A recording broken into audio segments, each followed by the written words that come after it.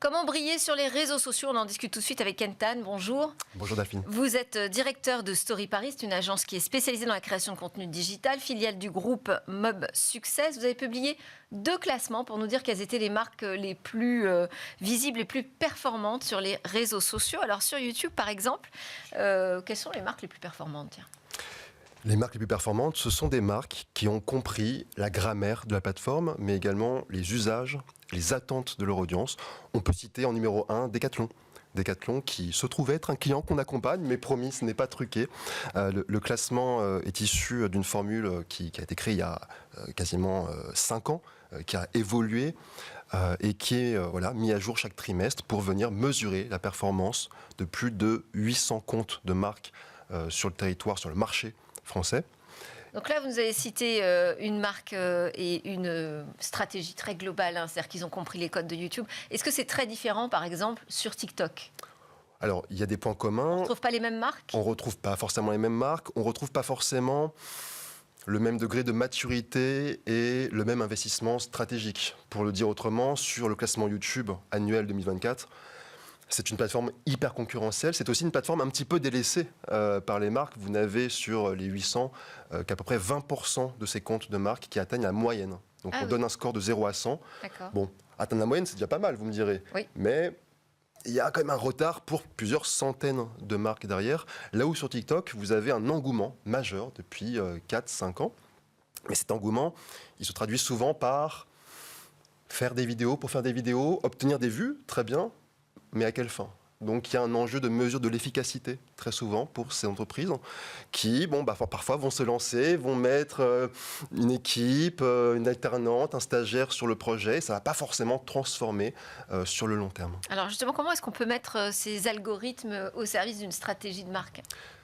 C'est une bonne question. On joue avec. Alors, il faut d'abord rappeler le poids de cette plateforme et leur complexité croissante. YouTube, ça a 20 ans.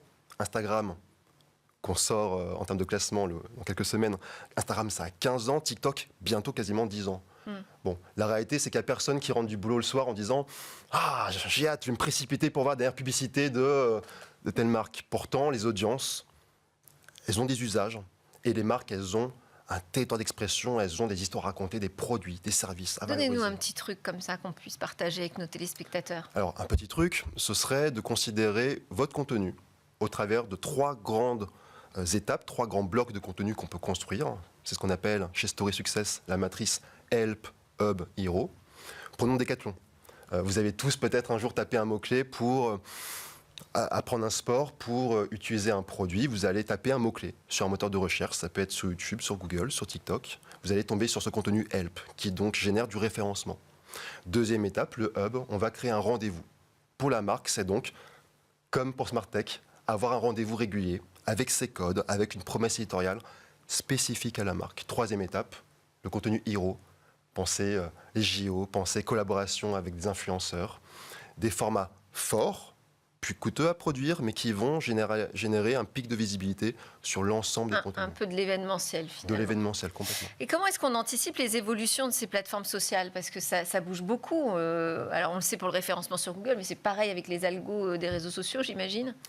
Oui, complètement. Alors, on a parlé de concurrence, c'est du point de vue des marques, mais c'est également du point de vue des plateformes entre elles. Oui. Elles se copient, elles innovent, et le YouTube d'il y a 15 ans, l'Instagram d'il y a 10 ans n'est plus du tout le même. Et ce sont ces évolutions que chez Story, on décrypte au travers des Story Charts, justement. À la base, ces classements trimestriels, c'est surtout un outil interne. Oui, pour voir ce qui fonctionne et ce qui ne fonctionne plus, finalement, dans le temps. Pouvoir identifier ces bonnes pratiques, les répliquer sur nos propres clients, faire la rencontre entre la théorie et le terrain. Et on se rend compte, par exemple, aujourd'hui, que le rôle des formats vidéo en vertical, que ce soit sur YouTube Shorts, Instagram Reels ou TikTok, bien sûr, sont capitales. Et d'ailleurs, les comptes qui grandissent le plus sont des formats qui capitalisent sur le format vertical. Mais alors, est-ce qu'on peut être bon sur toutes les plateformes sociales? Alors, on peut, mais il faut aussi comprendre... On se fait des vidéos verticales, hop, et on va être bon partout? Il faut aussi comprendre les codes de chacune des plateformes et leurs forces. TikTok, on va être sur la plateforme de la niche, de la connivence, de la communauté, un petit peu comme sur YouTube, où il y a cette notion de communauté. Mais sur YouTube, on va très souvent être sur du conseil, du pratique, du tutoriel, si on revient sur les mots-clés.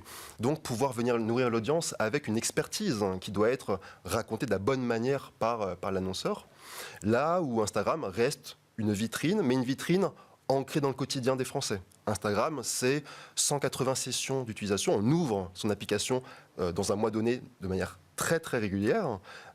Pour les marques, ce sont d'autant de points de contact pour venir créer ces petites interactions, ces sondages, ces questions-réponses en stories, pour fidéliser.